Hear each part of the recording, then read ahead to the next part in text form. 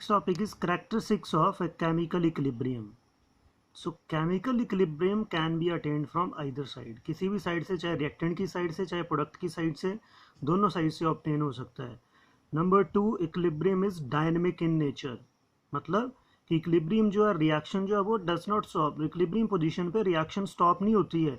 जितना rate of formation of product होता है उतना ही क्या हो जाता है, rate of formation of reactant. ठीक है, जितने प्रोडक्ट में कन्वर्ट होते हैं उतने कन्वर्ट होकर रिएक्टेंट में आ जाते हैं. तो इक्विलिब्रियम पे रिएक्शन चलती रहती है. That is why equilibrium is said to be in dynamic in nature. At equilibrium there is no change in the concentration of various species. Equilibrium पे जो कोई भी चेंज नहीं होती है, कंसंट्रेशन की जो स्पीशीज की कंसंट्रेशन है वो चेंज नहीं होती है.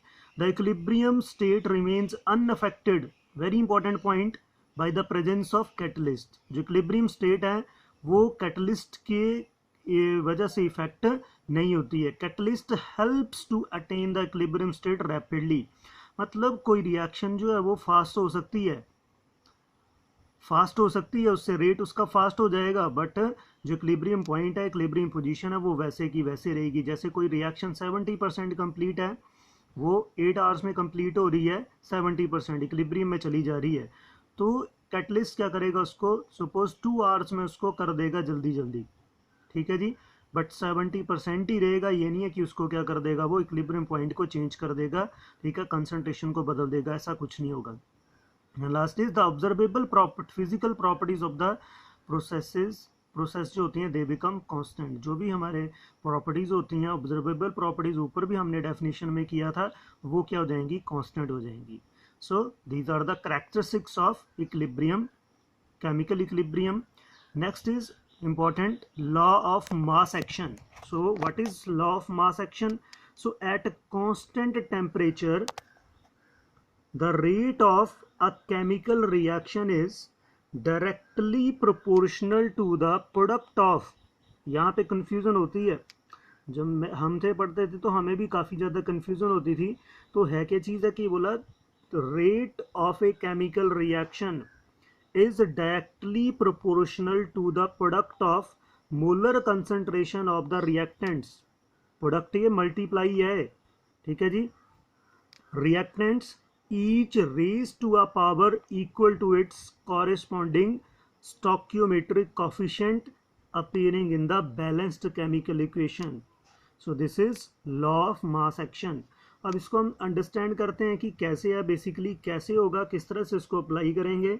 सो एक जनरल रिएक्शन है हमारे पास, AA plus BB that is equal to CC and DD. ये रिएक्टेंट है इस साइड पे, और ये क्या प्रोडक्ट है, और ये किसका साइन है, इक्विलिब्रियम का साइन है. So rate of reaction is directly proportional to, अब ध्यान से समझना इसको, प्रोडक्ट ऑफ किसका, this is reactant, this is second reactant, ये दोनों रिएक्टेंट है, और बीच में क्या मल्टीप्लिकेशन है. तो प्रोडक्ट ऑफ द कंसंट्रेशन. और याद रखना आप लोगों ने कि कंसंट्रेशन जो है वो स्क्वायर ब्रैकेट के अंदर ही लिखेंगे हम, स्क्वायर ब्रैकेट के अंदर ही आएगी कंसंट्रेशन टर्म जो है.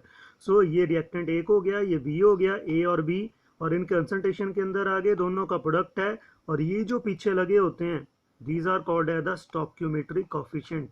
रेस्पेक्टिव क्यों बोला, ए का ए है, बी का बी है, सी का सी है, और डी का क्या है, डी है. ये सेम भी हो सकते हैं, जैसे यहाँ पे 2 है तो बैलेंसिंग करके यहाँ भी 2 है, तो ये नहीं है कि अलग अलग ही होंगे, कुछ भी हो सकते हैं. सो रेट क्या होता है, अकॉर्डिंग टू जब हम law of mass action apply करेंगे, rate is directly proportional to the product of molar concentration of the reactant raise to the power of the stoichiometric coefficient in the balanced chemical equation. So this is called as the, हमने इसको apply किया जब हम इसको proportionality constant को यहाँ से remove करेंगे. So rate of reaction that is equal to, इसकी जगह k आ गया, a raise to power a and b raise to power क्या हो गया, b, where k is called as the rate constant या velocity constant of the reaction at that temperature. k क्या चीज होगी यहाँ पे, this k is called as the rate constant, velocity constant of the reaction. Units क्या होंगे, concentration के unit होते हैं मोल पर लीटर, और रेट के यूनिट क्या होंगे, मोल पर लीटर पर सेकेंड. सो जो भी होगा ये आपको +2 में आएंगे. वैसे आपको थोड़ा सा कंसंट्रेशन में किसके क्या होते हैं, कंसंट्रेशन किस में होती है, मोल्स पर लीटर में, और रेट क्या होती है, कंसंट्रेशन पर यूनिट टाइम। ये +2 में 4th चैप्टर है, तब हम डिटेल में इसको करेंगे। सो यूनिट आप रख लीजिए याद, मोल per litre per second basically. So applying mass law of mass action for a general reaction, दोबारा फिर हम इसको ले रहे हैं A plus B B that is equal to C C and D D. तो हम फॉरवर्ड और बैकवर्ड अलग अलग कर देंगे अब। So rate of a forward reaction क्या होगा, rate is directly proportional to concentration of A B और कंसंट्रेशन ऑफ बी, दोनों का product raise to the power of their stoichiometric coefficient. अब ये जो फॉरवर्ड रिएक्शन है उसमें ये रिएक्टेंट है। सो आर एफ क्या हो जाएगा, आर रेट के लिए, एफ जो है फॉरवर्ड रिएक्शन के लिए। So rate of forward reaction that is equal to K, आपको पता है जब इसको हटाते हैं तो प्रोपोर्शनलिटी कांस्टेंट आएगा, के एफ आ गया, ऊपर मैंने जैसे के बोला था यहाँ पे के एफ आ गया, फॉरवर्ड रिएक्शन के लिए rate constant, concentration of A concentration of B, उनका product raise to the power of the stoichiometric coefficient, A और बी कर लेना। So this is similarly for the backward reaction. अब बैकवर्ड रिएक्शन में क्या होगा, यहाँ से ये रिएक्टेंट हो गया, अब ये प्रोडक्ट में जा रहे हैं, बैकवर्ड में क्या होगा, अब इसको कंसीडर करिए, यहाँ से ये रिएक्टेंट हो जाएंगे और ये क्या हो जाएंगे, प्रोडक्ट। सो बैकवर्ड रिएक्शन में क्या बन जाएगा हमारे पास, R B that is equal to K B C raise to power C and D raise to power D, क्योंकि यहाँ पे रिएक्टेंट अब क्या है आपके पास, सी और डी है, इनकी concentration raise to the power of the stoichiometric coefficients. So R B that is equal to K B C raise to power C and D raise to power D in the concentration term. और equilibrium पे क्या होगा, rate of forward reaction that is equal to rate of backward reaction. R A और R B, R F और R B क्या होंगे, equal होंगे, तो वैल्यू पुट करिए। सो आर जो आपके पास एफ है उसकी वैल्यू क्या है, that is equal to K F A raise to power A B raise to power B, और आर बी की वैल्यू क्या है, रेट ऑफ बैकवर्ड रिएक्शन क्या, that is equal to K V C raise to power C and D raise to power D. अब इनको rearrange करना है, K F upon K B, K F है यहाँ पे, के बी को इस साइड ले जाइए, बाकी सारी कंसंट्रेशन को एक साइड कर दीजिए। तो यहाँ पे क्या हो गया, के बी इस साइड चला गया, C raise to power C D raise to power D, और ए जो है ये वाला चला गया इसके नीचे, A raise to power A and B raise to power B. तो के एफ बाई के बी क्या बन गया, दैट इज इक्वल टू के सी। सो the above equation, this equation is known as the equilibrium equation and Kc is known as the equilibrium constant। ये जो क्या है Kc है, that is called as the equilibrium constant। ये किसकी ये ratio है, फॉरवर्ड रिएक्शन का रेट कांस्टेंट डिवाइड किया हमने किससे, बैकवर्ड रिएक्शन का rate constant. So K F by K V that is equal to क्या बन गया, Kc, और वो क्या होगा, इसको हम कैसे लिखेंगे, that is equal to product की concentration raise to the power of their concentration divided by reactant की concentration raise to the power of their stoichiometric coefficient. So Kc very important, Kc is known as equilibrium constant. अब अगर हमारे पास concentration moles per litre में है तब तो यही चल जाएगा, बट अगर हमारे पास कंसंट्रेशन जो है वो पार्शियल प्रेशर की टर्म में है, गैसेज है हमारे पास, तो क्या होगा, सो जो तब हमारे पास इक्विलिब्रियम जो कांस्टेंट है in terms of partial pressure क्या बन जाएगा, उसको बोलेंगे that is equal to Kp। For a reaction involving gases, so it is more convenient to express the equilibrium constant in terms of partial pressure. याद रखना है आपने, जब भी कंसंट्रेशन मोल्स पर लीटर में होगी, जनरली जो भी होंगे आपके पास जो रिएक्टेंट दिए होंगे या प्रोडक्ट, तो वो क्या होगा आपके पास Kc होगा।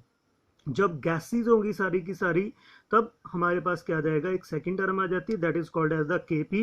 सो equilibrium constant in terms of partial pressure, Kp और Kc एक ही हैं, बट Kp किसमें है, स्पेसिफिकली पार्शियल प्रेशर की टर्म में। सो आइडियल गैस, ये जो ड्राइव करने के लिए आपको इक्वेशन आ जाती है कि Kp और Kc का रिलेशन ड्राइव करिए, तो आइडियल गैस इक्वेशन सबसे पहले बताइए क्या होती है, Pv that is equal to nRT, this is ideal gas equation, और P क्या बन जाएगा, दैट इज इक्वल टू, इसको B को परे ले जाइए, N/V/RT, और P क्या बन जाएगा, N/V क्या होती है, कंसंट्रेशन, N/V क्या होती है, कंसंट्रेशन, वेयर C और N/V is concentration expressed in moles per litre, N क्या मोल्स हैं पर लीटर, और V इज द वॉल्यूम, ठीक है, वॉल्यूम जो किसमें होता है, लीटर में, तो मोल्स पर लीटर, और R की वैल्यू क्या होगी आपको पता है, ये 0.0821 लीटर एटमॉस्फेयर पर केल्विन पर मोल, और बार में क्या होगी 0.083 बार per kelvin per mole, is the temperature in kelvin. So this indicate that at constant temperature and pressure of any gas is directly proportional to its concentration. हमें ideal gas के for the reaction, वही reaction हमने ले ली, AA plus BB that is equal to CC and DD. So KC आपको लिखना आना चाहिए. KC क्या होगा, K या KC क्या होगा, प्रोडक्ट की कंसंट्रेशन डिवाइडेड बाय रिएक्टेंट की concentration raise to the power of the stoichiometric coefficient. तो प्रोडक्ट क्या है, C और D है, कंसंट्रेशन टर्म में लिखिए इनको, इनके स्टोइकियोमेट्रिक कोफिशिएंट C का क्या है, C है, D का क्या है, D है, उसी तरह से A का क्या है, स्टोइकियोमेट्रिक कोफिशिएंट A, और B का क्या है, B. So this is KC. KC हो गया. अब K जो है पार्शियल प्रेशर की टर्म में लिखेंगे तो क्या बन जाएगा, C का क्या बन गया, PC, partial pressure of C, partial pressure of D, partial pressure of A, partial pressure of B, that is equal to क्या बन गया, KP बन गया. So this is KP. Using ideal gas equation, PA क्या होगा, partial pressure of A क्या होगा, क्योंकि आइडियल गैस इक्वेशन लगानी है आपने, that is equal to CRT. तो PA क्या हो जाएगा, CART, और that is equal to concentration of ART. PB क्या हो जाएगा, that is equal to CBRT, concentration of V into RT. उसी तरह PC that is equal to CCRT, concentration of C into RT. PD that is equal to CD into RT. So CD that is equal to क्या हो गया, concentration कितनी है, D वाले की क्या है, मोल्स पर लीटर में D की जितनी भी होगी. Substituting the these values in the above equation, जो आपके पास C और D का प्रोडक्ट था raise to power the stoichiometric coefficient, वहां पे पुट करिए. तो यहाँ क्या था आपके पास, C और D, साथ में क्या आ गया, RT, और ये क्या हमारे पास कॉमन है, तो C प्लस क्या हो गया, D बन गया. उसी in the same way AB और ART raise to power A plus B.